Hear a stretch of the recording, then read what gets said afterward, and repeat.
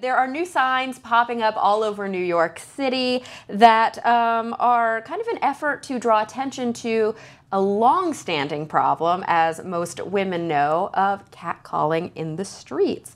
Check out these signs. They were hung by New York-based clothing company Feminist Apparel last week, and they really look like legitimate traffic signs.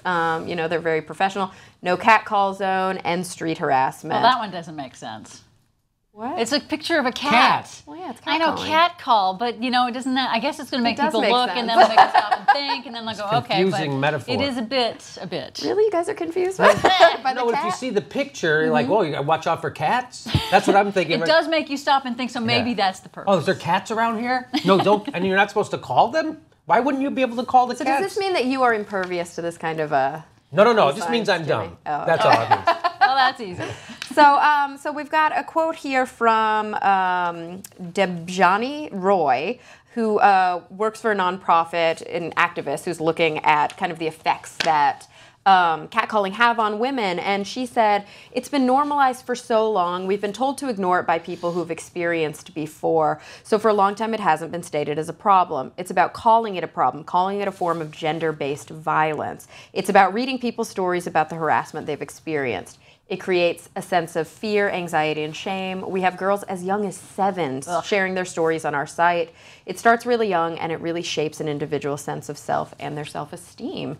It's an interesting thing because it's almost so pervasive in the culture that we sometimes forget and ignore the fact that it's even an issue. Well, it kind of We're so used to it. Yeah, and it engenders a sense of helplessness about that. It's like there's nothing you can do, you know. It's just you just have to expect that this is going to happen to you. I mean, I know it's happened to you, it's happened to me, it's happened to every single woman, bar none, every single girl that I've known, and it's really kind of disturbing that it's starting as young as 7, that that young is that's just awful. Yeah, I mean, come on. I have some pretty terrible statistics here. Let's see if we can pull those up. A new survey by Feminist Apparel found that only 3% of U.S. women under 40 reported finding street harassment flattering. That makes sense to me. I don't see why anybody would. So you know who did say that they found it flattering? Who? Was the Hoda on NBC who hosts that show, my Kathy God. Lee Griffin? She's drunk. Okay, but she did say, I was shocked that she said that, but she said she like that. She's part of that 3% who finds it flattering, which I find crazy. It's crazy. That's nice. And she's drunk, yeah. And then also there's a new survey by Hollaback and by Cornell University. They joined forces, and they say that 77% of American women respondents under 40 reported being followed by a man or a group of men in a way that made them feel unsafe within the last year. So that's 77%. Wow. Yeah. And wow. 85% of U.S. women surveyed said that they experienced street harassment before the age of 17. Wow. So really before you are, most women are at a, I'll tell you something. Okay, says I'm a guy, right? And you girls are girls. Are girls. Yeah. We women are girls. You women are boy, girl. Either way. So I worked construction for about 10 years when I was a young man, and I used to catcall. We all catcalled. Yeah. And I didn't know it was bad. That's the issue. That's exactly what they're trying to I did not know, here. because in that situation, you see a beautiful woman and she's walking down the street and I'm on the side of a building working or what have you. First of all, the whole job stops, right?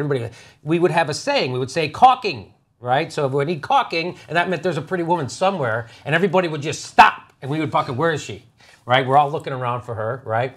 And then if we saw her, we'd be like, "Where's, hey," my brother would always yell, "Hey, can I buy you a yacht?" That was his thing. He thought that was funny. It wasn't. It wasn't. And what did the woman always do? They would always ignore us. Right. And I thought it was like, look, because in my head, they had all the power. Look, they're a beautiful woman walking through life. They could have me if they wanted me, and they don't want me. She's walking right past, right? So that's how but now, as a grown-up, I realized, they're probably, they feel threatened, that's hostile. It's Why can't I just walk sometimes. down? It is scary.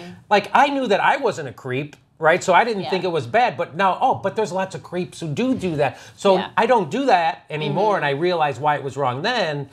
But yes, I think not all guys are creeps who do it. No. But we certainly should stop it. Yeah, I think the real issue here is, I mean, if you look at those quotes that I was reading, it's not about the fact that, like, putting up a no catcalling sign is any sort of legal argument. It's not a real deterrent. They really don't think it's actually going to, it's not a real deterrent, but it's supposed to make people stop and think and maybe just reevaluate whether it's worth it to yell obscenities at a 14-year-old girl. No, see, because no one tells you this as a young man. Like It's my just mother. sad that somebody would have to tell you as a young man that, Yeah. like, It if is you sad. go like, "Hey, lady," to like a 12-year-old, that's not okay.